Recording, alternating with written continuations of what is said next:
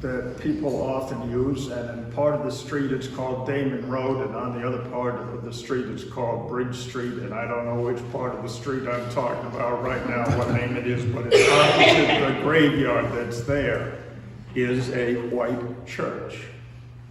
Set back from the road a little bit, is on your right as you're headed home to Cummington. Have you noticed it? Yes. It's called the Cornerstone Chapel. Cornerstone. And often, as I drive by there and notice it, as we did the other day, cornerstone, I thought of the stone which the builders rejected has become the cornerstone of the arch. It's from Matthew. And that paradox, toss it aside, it's no good, yet it turns out that the reject is what saves the whole arch. As the arch comes up, stone on stone on stone, right? We're building an arch in 33 AD. There is a stone of the right shape to link the two together. Think of the state symbol of Pennsylvania, the Keystone State, and send postcards to people urging them to vote. Okay, this was supposed to be a completely non-political sermon. So I thought of the Cornerstone Chapel and that paradox.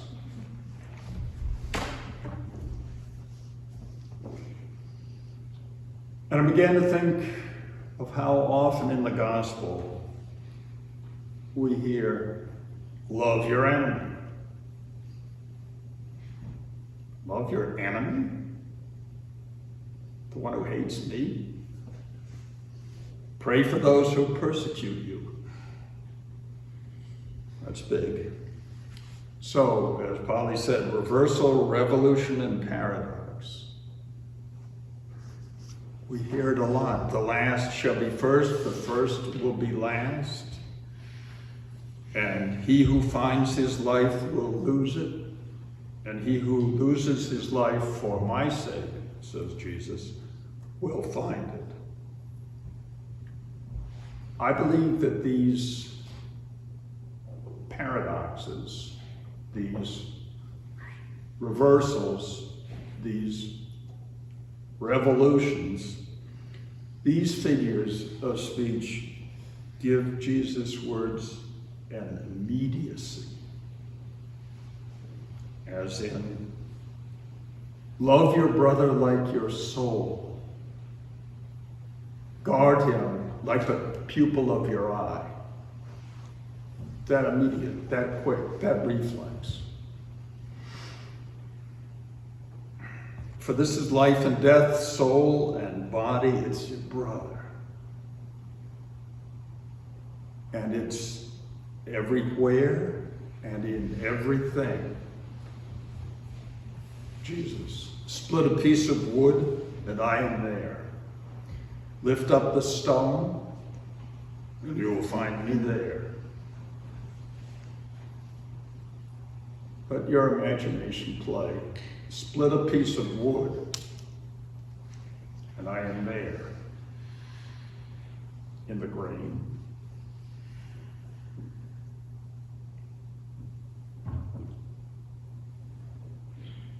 And lift up the stone, and I am there. What's there when you lift up a stone that's been around for a while?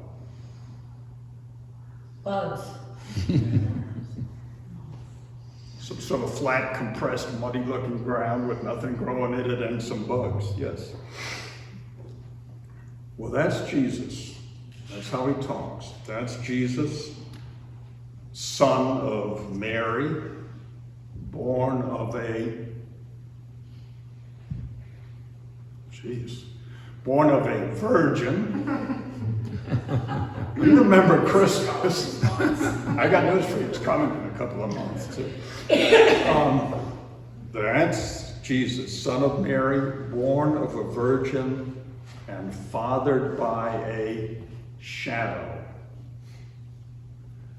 For that is how Mary is told that she is pregnant. You have been overshadowed by the Most High. And Jesus, fully God and fully human, that's what we hear, a walking, talking, teaching, preaching paradox, who calls us to follow him. To follow him, and calls us, and not in the way we expect religion to work. Blessed are the poor in spirit. Poor in spirit, blessed. Blessed are the poor in spirit and those who mourn. Blessed are the meek and those who hunger and thirst for righteousness. And it is the meek, as you will remember, who will inherit the earth. But there's a paradox there, because these meek are going to inherit the earth. They're not going to conquer it. They're not going to seize it. They're not going to own it. They're not going to dominate it. They just inherit it in their turn and pass it on when their term is over.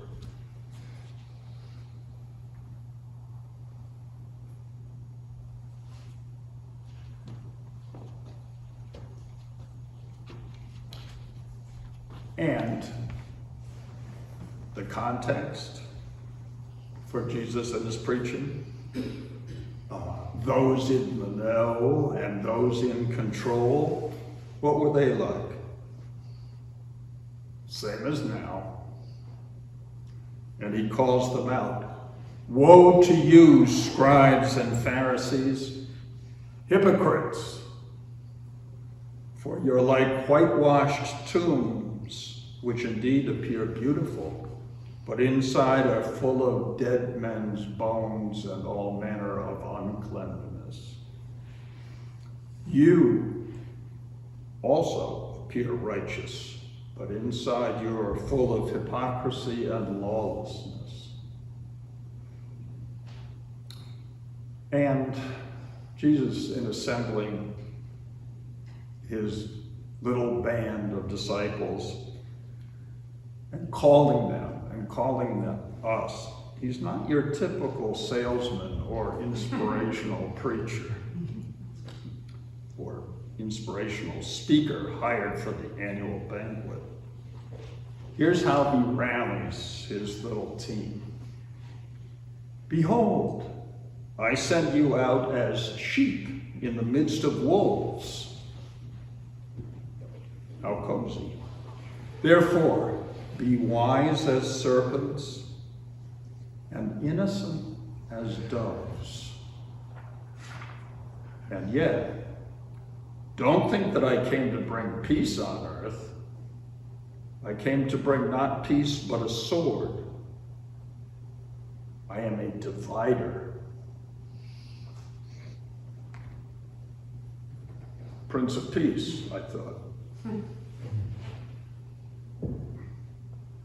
I came to bring not peace, but a sword. I am a divider. I believe his revolutionary mission is to detach us from our attachments, to cut us free from our entangled, obsessive relationships, to cut that Gordian knot, as it were. And the path he walks. Jesus' way is a rough and rocky road. There are clues and false signs, even for those who heed the truth.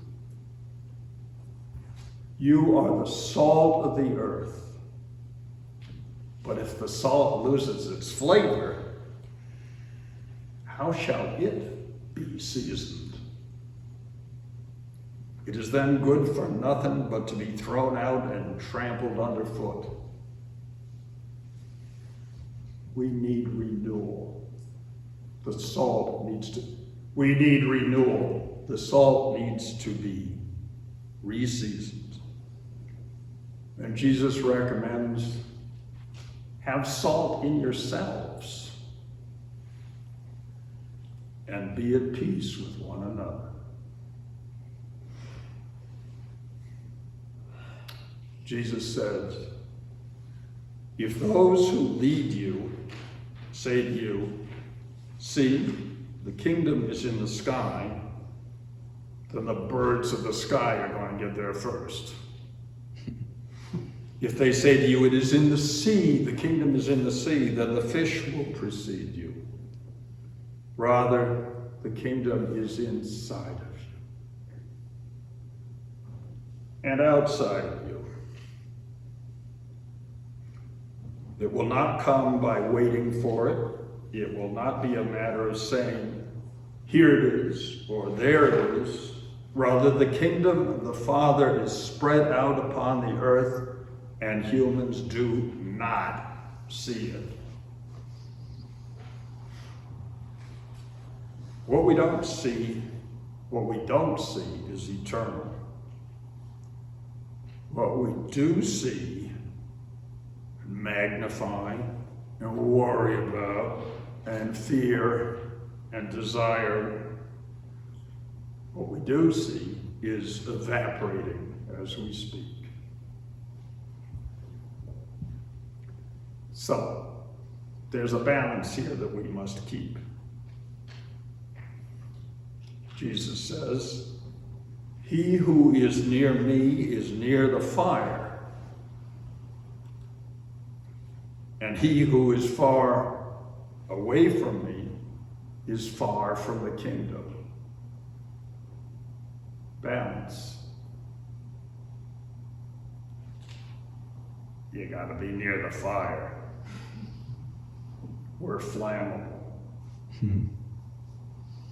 Balance.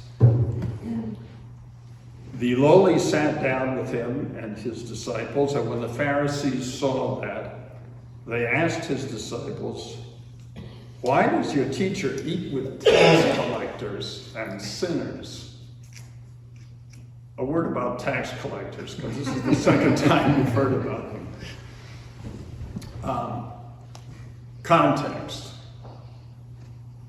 Jesus is a Jew in an occupied country, occupied by the Roman army. The Romans collect taxes. The Romans demand taxes, which go to Jerusalem, Rome. The Romans did not send an army of tax collectors, they sent an army of soldiers who control the country. Locals get drafted or sign up or are willing to be the tax collectors. So, tax collector could be another word for quisling or traitor. Brother, you are taking my money and sending it to Rome. What kind of a Jew and what kind of a patriot are you? Okay. Anyway, the lowly sat down with Jesus and his disciples, and when the Pharisees saw that, they asked his disciples, why does your teacher eat with tax collectors and sinners? When Jesus heard that, he said, those who are well have no need of a physician, but those who are sick. But, says Jesus to the Pharisees, go and learn what this means. God says, I desire mercy and not burnt offerings, not sacrifices. Jesus says, for I did not come to call the righteous, but sinners to repentance. I see. No, you don't. Just like the disciples. Damn it, thought I had it. When Jesus was in Bethany, on his way to Jerusalem and crucifixion, that week we call Holy Week, he was in Bethany and stopped over at the house of Simon the leper. And a woman came to him having an alabaster flask of very costly, fragrant oil. And she poured it on his head as he sat at the table. And when his disciples saw that, they were indignant, saying, "Why this waste? We could have sold this stuff for a bundle and given it to the poor." But Jesus said to them, "Why do you trouble the woman? For she has done a good deed for me. For you have the poor with you always, but me you do not have always. In pouring this oil on my body, she has anointed me for my burial." Another reversal. Some of those disciples thought they were going to Jerusalem to conquer it.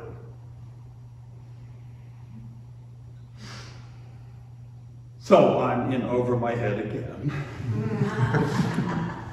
And Jesus teaches by reversing earth and sea.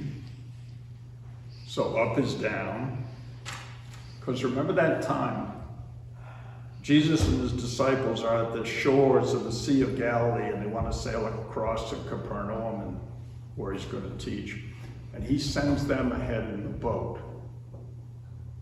Off they go. He wants to be alone a little bit before he faces the next crowd. He stays on shore. They sail away. And guess what comes? A storm. Now, in the fourth watch of the night, towards the end of the night, Jesus went to his disciples in their boat. He went to them walking on the sea. And when the disciples saw him walking on the sea, they cried out in fear, "It's a ghost!" Jesus, be of good cheer. It is I. Don't be afraid. And Peter, who is sort of my favorite in that he is very active, ambitious, and quite clueless.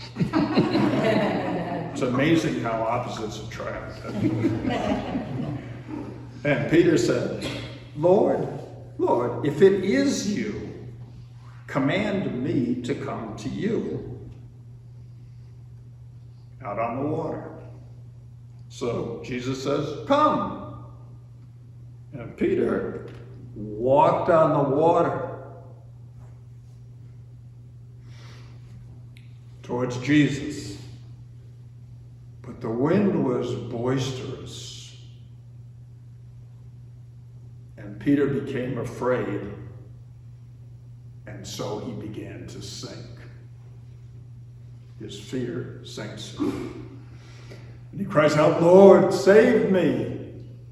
And immediately Jesus stretched out his hand and caught him and said to him, "O you of little faith, why did you doubt?" When they got into the boat, the wind ceased, all was well, and they crossed over.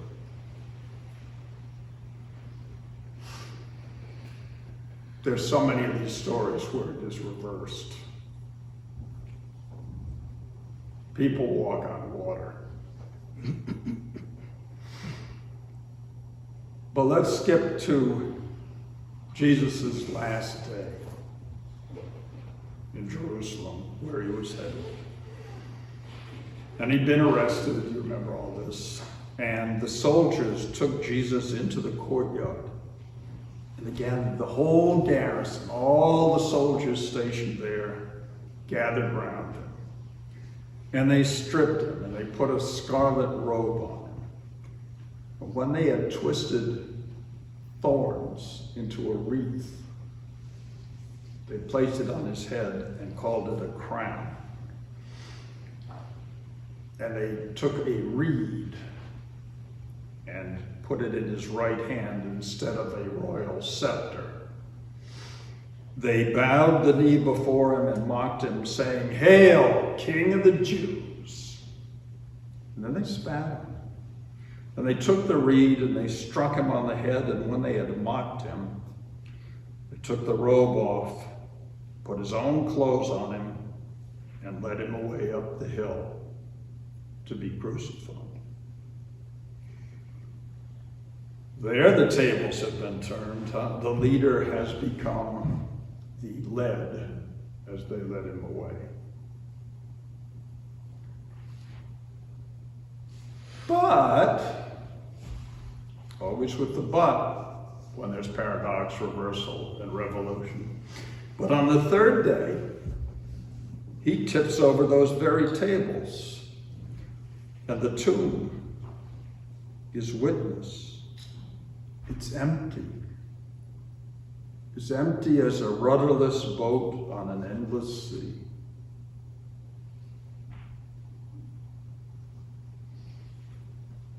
That's one way to tell the story, and mostly in Jesus' own words.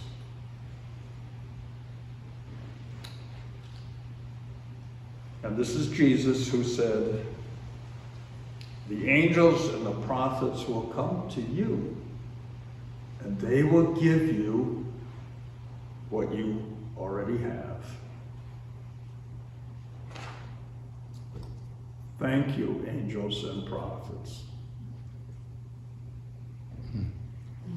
Jesus who says, "Let him who seeks continue seeking until he finds. When he finds, he will become troubled. When he becomes troubled, he will be astonished."